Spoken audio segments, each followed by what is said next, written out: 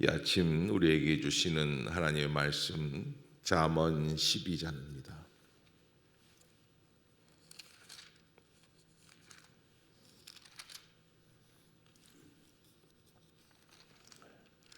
한 절씩 교독하겠습니다. 훈계를 좋아하는 자는 지식을 좋아하거니와 징계를 싫어하는 자는 짐승과 같으니라.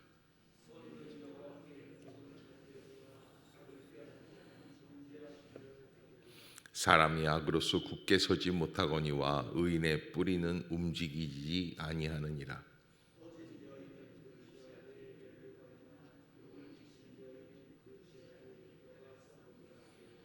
의인의 생각은 정직하여도 악인의 도모는 속임이니라.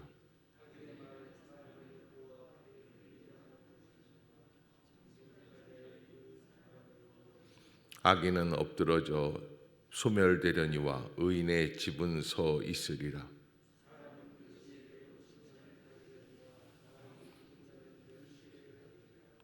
비천이 여김을 받을지라도 종을 부리는 자는 스스로 높은 채 하고도 음식이 핍절한 자보다 나으니라.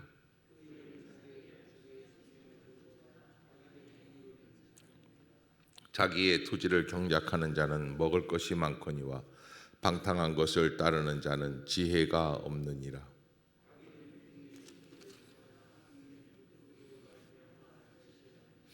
악인은 입술의 허물로 말미암아 그물에 걸려도 의인은 환난에서 벗어나느니라.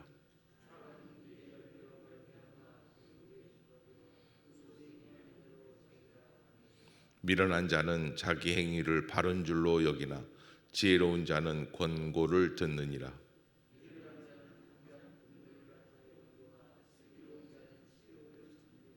진리를 말하는 자는 의를 나타내어도 거짓 증인은 속이는 말을 하느니라.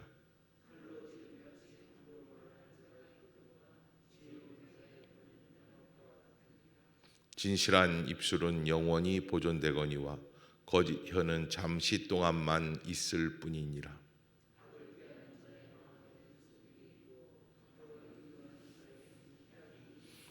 의인에게는 어떤 재앙도 임하지 아니하려니와 악인에게는 앙화가 가득하리라.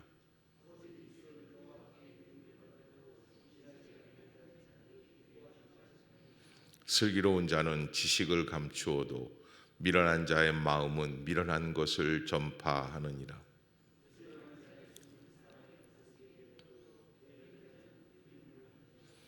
근심이 사람의 마음에 있으면 그것으로 번뇌하게 되나 선한 말은 그것을 즐겁게 하느니라.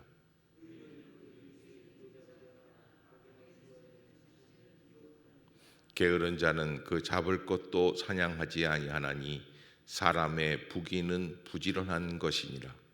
공의로운 길에 생명이 있나니 그 길에는 사망이 없느니라. 아멘. 할렐루야. 이 아침 죄전을 찾으신 여러분들에게 하나님의 은혜와 평강이 함께 하시기를 축복합니다. 오늘 잠언 12장, 저는 이 12장 전체를 의인의 뿌리라고 말씀드리고 싶습니다. 오늘 본문에서 한 가지 구별을 해서 의인과 악인을 말해주고 있습니다. 훈계를 좋아하는 자 누구예요? 의인이라는 거예요. 근데 훈계를 싫어하는 자 누구예요? 악인이라는 거예요. 그래서 의인의 생각은 어떠한가? 의인의 생각은 그 생명의 길을 걸어가게 하는 정직함이 있다는 거예요. 악인의 도모는 속임을 가져다 주고 그 속임의 결과는 멸망에 이르게 한다라고 하는 것이죠. 자, 그러면 이 의인의 뿌리, 이 뿌리라는 것은 무엇이냐? 인생을 성경에서 보면은 사람을 비유해서 나무로 이야기 표현할 때가 많지 않습니까? 의인은 감람나무와 같다, 뭐 물가에 심기운 나무와 같다, 뭐 이런 등등해서 나무로 말을 할 때가 있는데 그 나무로 표현하는 것 가운데 나무 속에서 나무 가운데에서 가장 중요한 요소가 뭐냐? 뿌리라는 거예요. 뿌리가 잘 뻗어 있어야지 된다. 깊게 있어야지 된다. 그래서 나무가 살고 죽는 것의 일은 어디에 달려 있느냐면 뿌리가 어디까지 뻗어 있느냐. 뿌리를 잘 뻗어서 뿌리로 말미암아 양식을 얻어낼 수 있는 능력이 있는 나무가 오래 버틸 수 있는 나무다라고 하는 것이죠. 그러기에 우리가 어떠한 나무로 살아가야 할까? 뿌리가 깊은 나무가 되어야 한다. 그러면 그 뿌리라는 것은 무엇이냐? 오늘 1절 다시 한번 읽어보겠습니다. 시작. 훈계를 좋아하는 자는 지식을 좋아하거니와 징계를 싫어하는 자는 짐승과 같으니라. 아멘. 인생을 살아가면서 우리가 생각하는 것들 가운데 한 가지가 훈계를 좋아하느냐 싫어하느냐라는 거예요. 엄마가 아빠가 자녀를 가르치고 꾸짖고 훈계할 때가 있죠. 왜 그렇습니까? 그 아이의 인생의 뿌리가 잘 내려갈 수 있도록 돕기 위해서예요. 자녀를 꾸짖을 때 아유 이놈의 새끼 그냥 확 망해라 그러면서 꾸짖는 사람이 있어요. 만약에 정말 망하기를 원한다면 어떻게 합니까? 꾸짖지를 않아요. 그래서 인생은 뿌리가 중요한데 그 뿌리는 무엇으로 결정이 나느냐? 훈계를 잘 듣느냐 안 듣느냐예요. 훈계를 잘 듣고 훈계하는 사람이 훈계를 할 때 훈계는 위에 사람이 아래 사람한테 하지 않습니까? 근데 그 훈계를 잘 들으면 그럼 그 사람이 훈계하는 사람이 또 훈계를 잘 받아들이는 사람을 사랑할 수 있게 되죠. 근데 그렇지 못한 미련한 사람들은 어떻게 됩니까? 훈계를 자꾸 거부해 버려요. 싫다고 해요. 그래서 우리가 하나님 앞에서 어떠한 인생을 살아가야 할까? 말씀 속에서 주시는 은혜 가운데 그 훈계를 잘 받아낼 수 있는 지혜로운 사람이 되어야 한다라고 하는 거예요. 아멘. 예, 여러분 우리가 새벽마다 나와서 말씀을 듣는 것도 말씀의 훈계죠. 그 말씀을 내가 어떻게 받아들이고 해석하고 적용할 수 있느냐. 그렇게 2절에 보면 선인은 여호와께 은총을 받는다. 선인은 누구예요? 인생의 훈계를 좋아하고 인생의 뿌리를 잘 내려가는 사람이에요. 그런데 이런 사람들은 좋아하는데 악을 꾀하는 자는 정죄하심을 받는다. 이 악이라는 건 뭘까요? 훈계를 거절하는 거예요. 부부 간에도 마찬가지고요. 또 부모와 자식 간에도 마찬가지고요. 형제 간에도 마찬가지고요. 그래서 이 훈계가 나를 정말로 위하는 것일까? 그때 나는 어떻게 살아가야 할 것인가? 그 말씀 한마디로 인생이 달라지는 거예요. 인생의 성공과 실패가 그 말씀 한마디를 내가 어떻게 받아들이느냐에 따라서 인생이 달라진다라고 하는 것을 여러분들이 잊지 마시기를 바랍니다. 11절 한번 읽겠습니다. 시작. 자기의 토지를 경작하는 자는 먹을 것이 많거니와 방탕하다라는 것은 무엇입니까? 방탕하다라는 건 마음이 산란해서요. 그래서 마음을 정한 대로 두지 않는 거예요. 여러분 엄마들이요 보통 예전에는 집에 오면은요 봄철 요즘 같은 때 이불 빨래를 합니다. 이 이불 빨래를 겨울 내내 하려고 하다가 안 하죠. 그래서 웬 이불 빨래요? 그러니까는 엄마가 예전에는 빨래를 하려면 어떻게 해요? 다라에다 놓고서는 세제를 뿌려가지고 그걸 불려가지고 하루 종일 불려요. 하룻밤 정도는 불려야지 돼요. 그러면 이제 시커먼 물이 나옵니다. 그거를 또 그냥 발로 이기든지 방망이로 때리든지 그렇게 해서 몇 번 헹궈가지고 그래서 이불 빨래를 하는 거예요. 그때 엄마가 하시는 말씀이 있어요. 아우 마음이 심란해서 뭘 해야 돼요? 이불 빨래나 좀 하자. 여러분 마음이 심란할 때 이불 빨래 하는 집은 그래도 괜찮은 집이에요. 요즘은 엄마들이 마음이 심란하면 뭐해요? 쇼핑하는 엄마들이 있어요. 아니면 잘못된 길로 나가는 엄마들이 있어요. 여러분 마음이 심란할 때 어떻게 하느냐? 자기의 토지를 경작한다는 것은 자기의 심령, 자기의 마음을 깊이 갈아낼 수 있는 능력이 있느냐예요. 셀프 컨트롤이에요. 나의 마음을 잘 이해하고, 여러분 행복과 불행의 원인이 어디에 있어요? 내 마음 속에 있어요. 누가 결정해 주는 게 아니에요. 왜 내가 저런 인간을 만나서, 아니에요. 그 사람이 문제가 아니에요. 내가 어떻게 하느냐의 문제예요. 그래서 내 마음을 내가 어떻게 경작하느냐. 여러분 우리가 가만 보면요, 훈계를 좋아하는 사람이 의인이라고 말을 하지 않습니까? 그것이 의인의 뿌리라고 이야기할 수 있지 않습니까? 그런데 반대로 훈계를 싫어하는 사람들은 어떤 경향이 있냐면 칭찬만 좋아해요.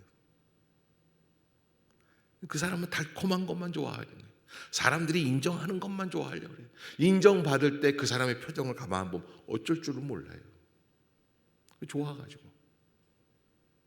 그런데 그렇게 인정받는 것에 우리가 중독되기 시작을 하면 나중에 인생에 큰 어려움이 오게 돼 있어요. 그래서 조심해야지 돼요.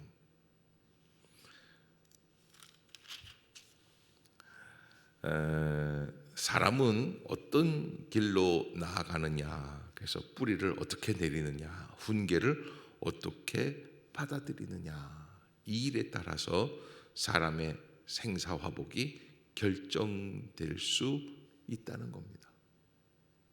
조그만 그 말에도 상처받는 사람이 있는가 반면에 그 말을 통하여서 새로운 인생길을 걸어가는 사람들이 있다라고 하는 것이죠. 그러면 오늘 이렇게 이야기를 합니다. 결론적으로 이야기할 때 24절을 보면은 이런 말씀이 있어요. 한번 봅시다. 시작.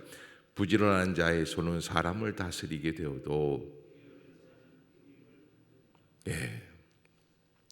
27절도 한번 봅시다. 시작.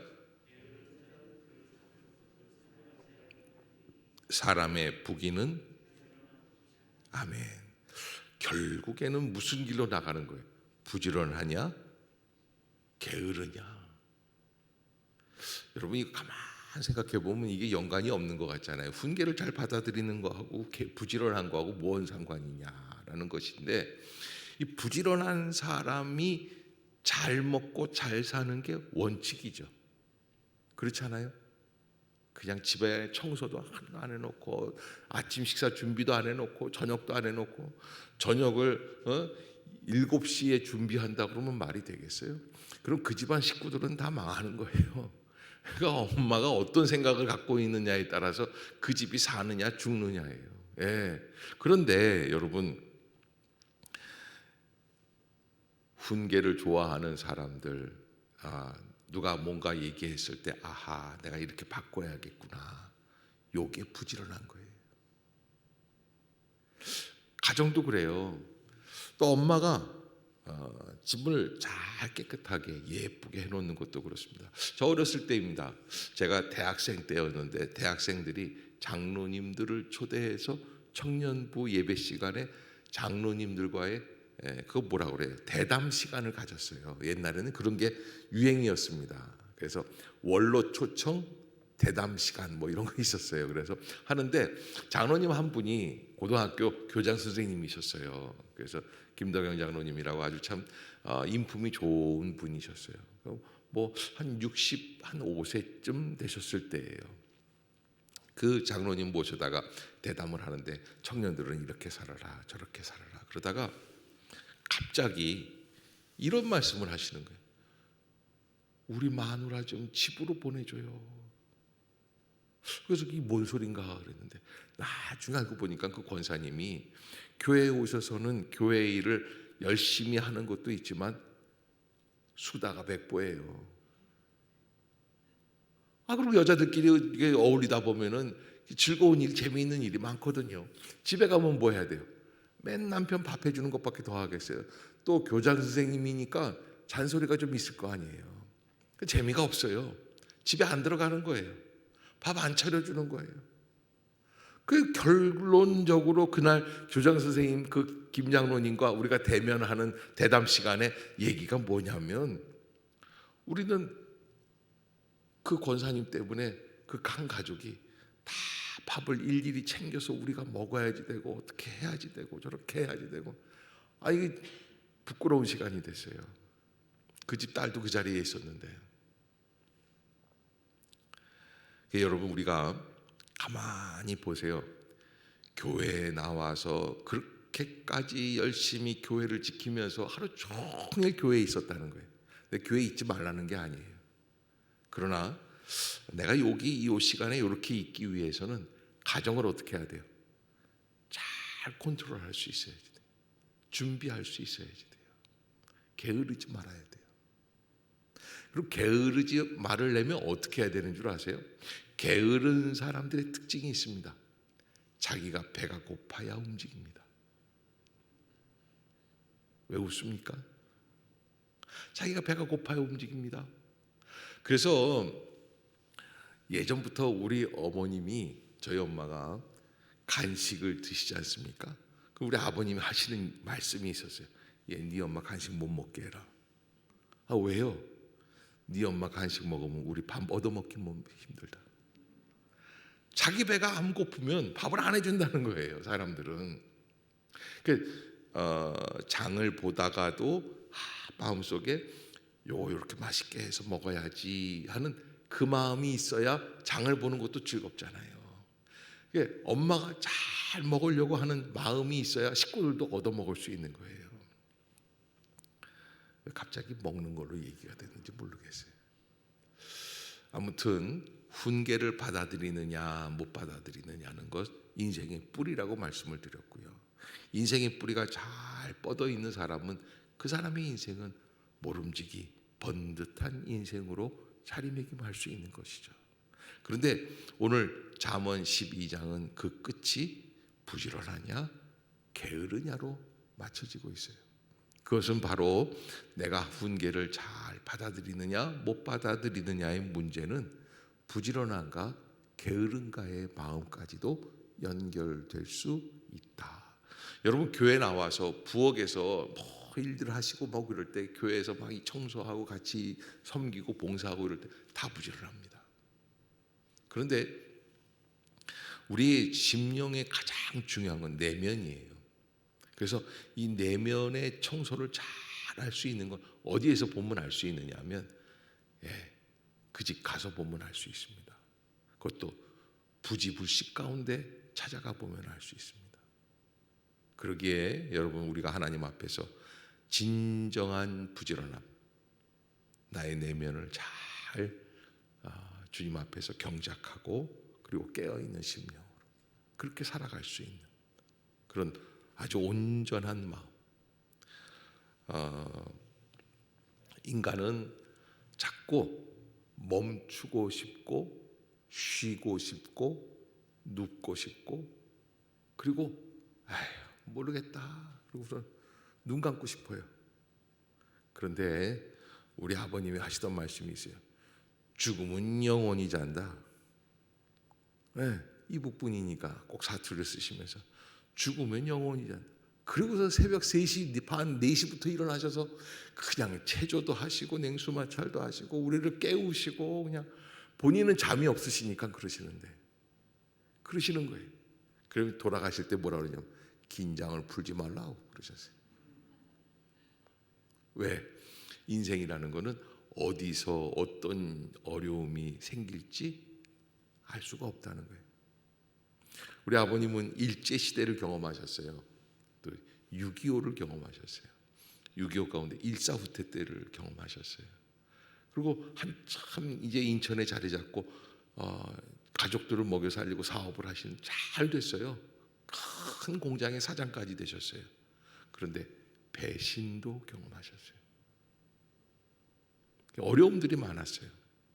그러니까 아버님이 저에게 마지막으로 하신 말씀이 뭐냐면 긴장을 풀지 말라고. 무슨 수령동지가 하는 얘기 같죠?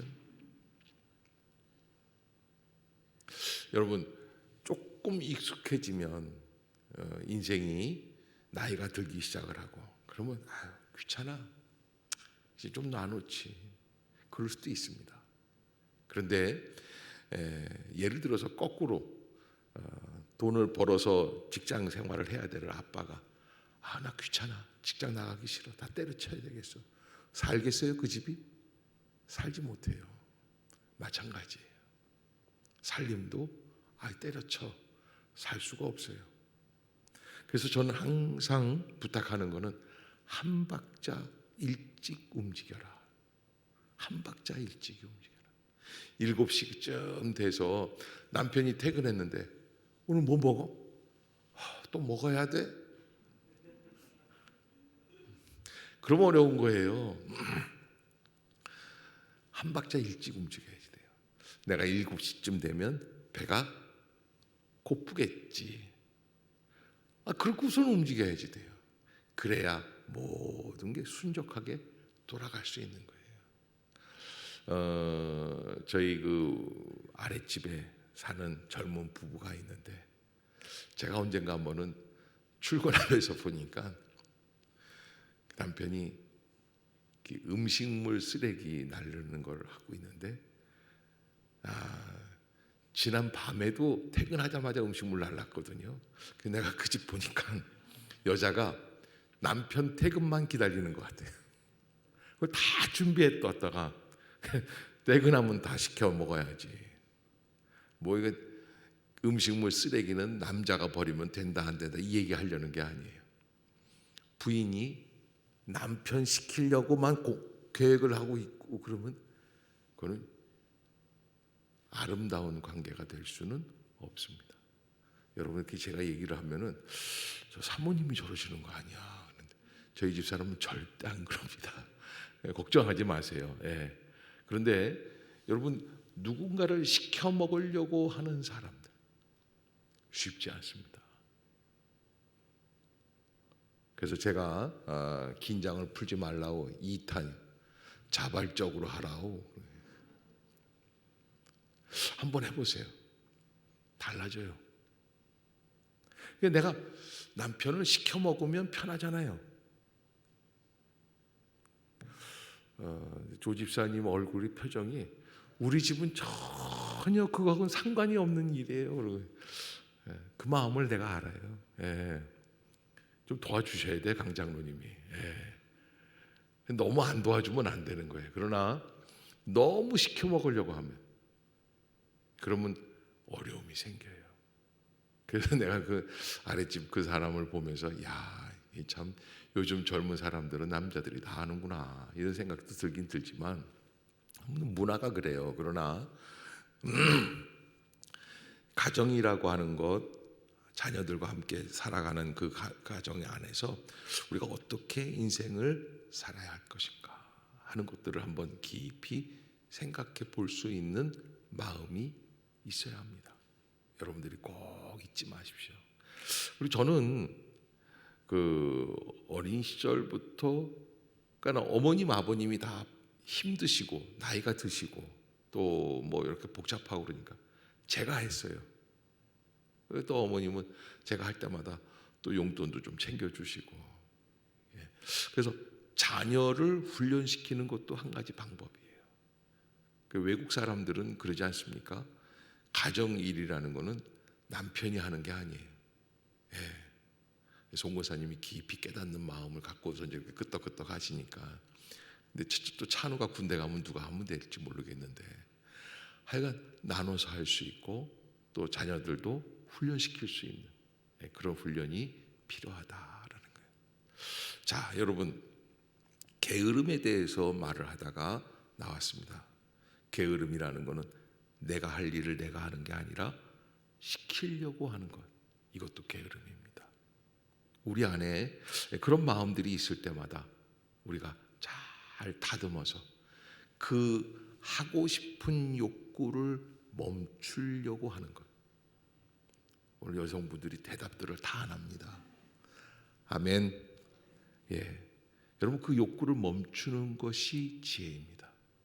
그것이 인생의 뿌리를 내려가는 길이죠. 그리고 그 일을 목사님 모르시는 말씀하지 마세요. 우리 집은 제가 다 해요. 근데 하는 건 좋아요. 할 때 이빨을 뿌드득 갈면서 하지 마세요. 그 지혜롭지 못한 일이에요.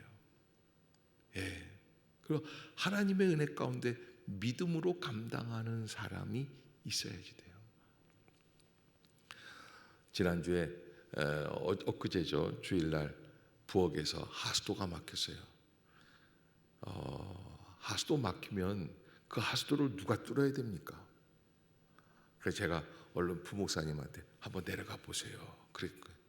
사실 제가 하수구도 많이 뚫거든요. 뭐 평일날이면 내가 뚫겠는데 지금 설교하다 말고 어떻게 가겠어요? 근데 우리 장로님들 몇 분이 내려가셔서 우리 부목사님이 그러면 장로님들이 다 하고 계시는데요. 내가 속으로 너는 뭐 하고 있었냐? 그런데 참 감사한 일이에요. 우리 장로님들이 그런 굳은 일을 그저 팔 걷고 하시는 거예요. 만약에 우리 교회가 장로님도 안 하시고 권사님도 안 하시고 김민옥 권사님이 그날 고생 많으셨어요. 직접 그거 다 하시면서 하셨는데 안수 집사도 안 하고 뭐 누구도 안 한다고 칩시다. 교회가 어떻게 되겠어요? 엉클어지는 거예요. 우리 교회는 그렇게 자발적으로 할 수 있는 분들이 많은 게 이 축복이고 천국이죠. 은혜예요. 너무 감사했어요. 가정도 마찬가지라는 거예요. 그래서 가정에서 일하기 싫을 때는 직책을 정해주세요. 여보, 오늘부터 당신이 원로 장로님 하세요. 목회자가 되든지, 자녀들한테, 부장 아이들한테 너는 오늘부터 상무이사를 시킨다.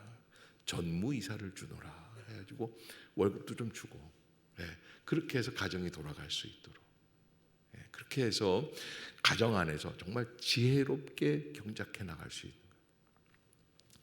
이 오늘 잠언 12장의 이 말씀, 인생의 뿌리라는 것, 훈계를 좋아하는 것, 이런 거 다 이상적으로만 받아들이면 적용할 구석이 하나도 없어요. 제가 오늘 이 본문 갖고 얼마나 고민했는지 몰라요.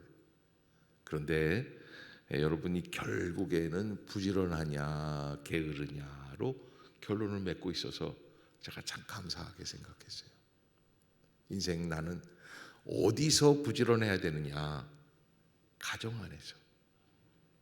가정 안에서 또 부부관계에 부지런할 수 있기를 바랍니다. 내가 하고 싶은 말 함부로 다 하고 그리고 너는 뭐 상처를 받든지 말든지 모르겠다 이러면은 부지런한 사람이 아닙니다. 즐겁게 내 마음을 항상 되돌아볼 수 있는 그 심령, 그때 은혜가 있는 것이죠. 오늘 또 이제 봄이 오고 있습니다. 기쁨으로 새롭게 시작할 수 있는 복된 아침이 되시기를 주의 이름으로 축복합니다. 기도하겠습니다.